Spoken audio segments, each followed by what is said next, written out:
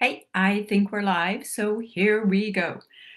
One of the things that I wanted to talk about today was, and I've had a couple people that have said, well, I've just fallen off the wagon. I am, not eating the way that I want to, or I'm not exercising the way that I want to, or whatever.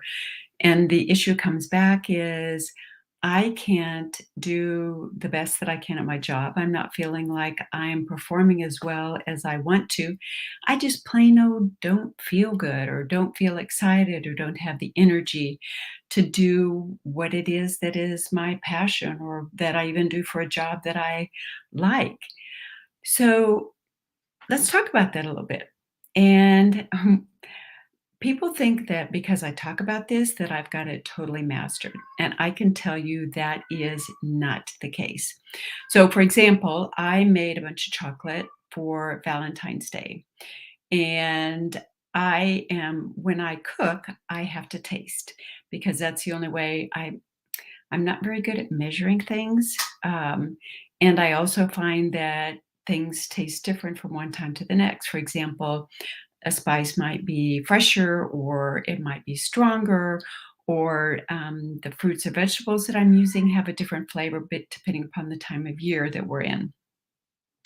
I apologize. You can hear my boy in the background. He wants to go outside and play, but it's a little too cold for him to stay outside, so he wants me to sit by him constantly by the door. I think he'll be quiet for a little while, but here we go.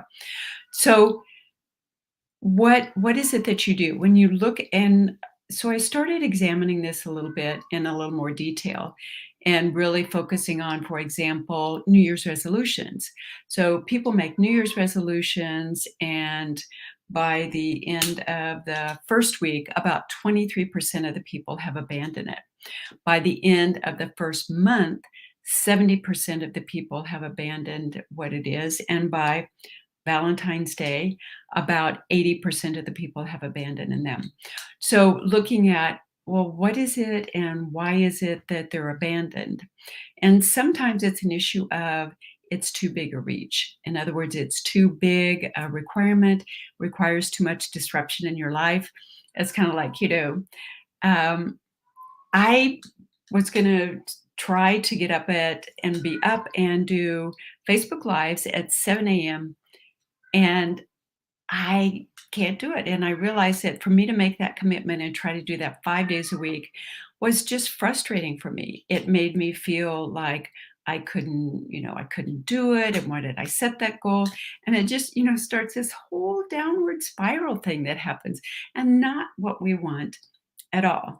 So setting a reasonable expectation or goal is one thing, and then recognizing that, I might or I might not do that perfectly every time. So now, for example, let me go back to the chocolate example. So like I said, like dark chocolate. I use dark chocolate when I cook, and I have, I'll post again my hot chocolate recipe, and I'll post the hot cocoa recipe because they're two different things, two different flavors, two different thicknesses, but you decide which one you like the best. And I did this about a month ago, but I'll post it again.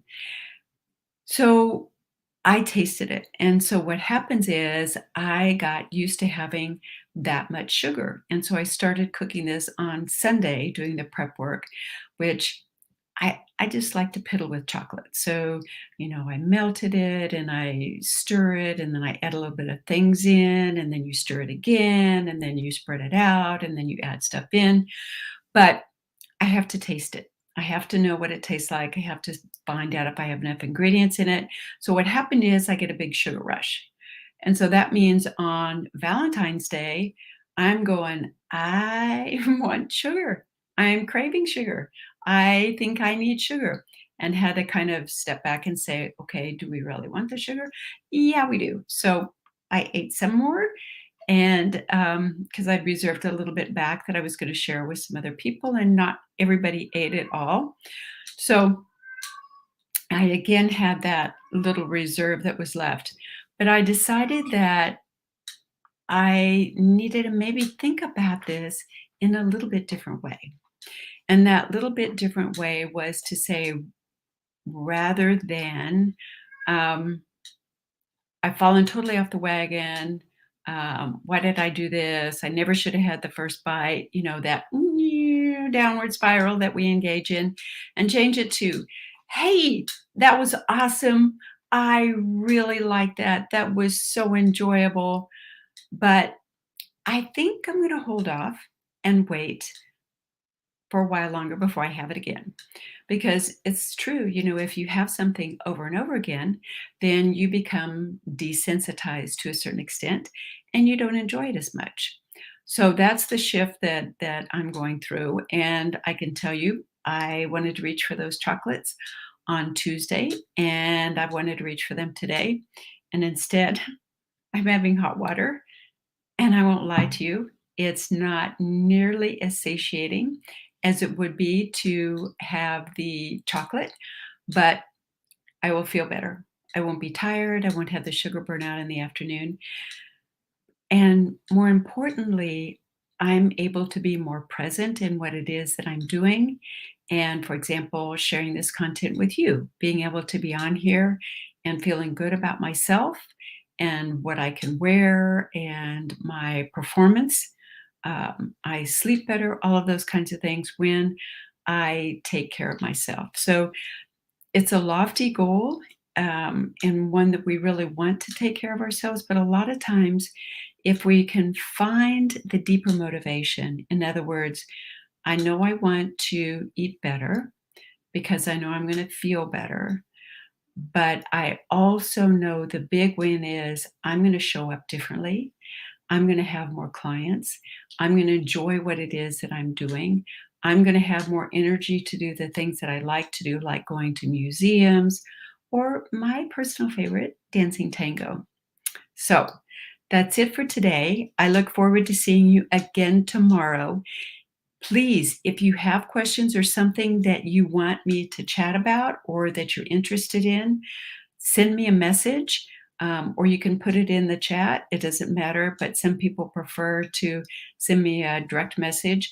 I will not disclose your name when you send it to me, but I do want to really provide information that is useful to you and things that you really want to hear about.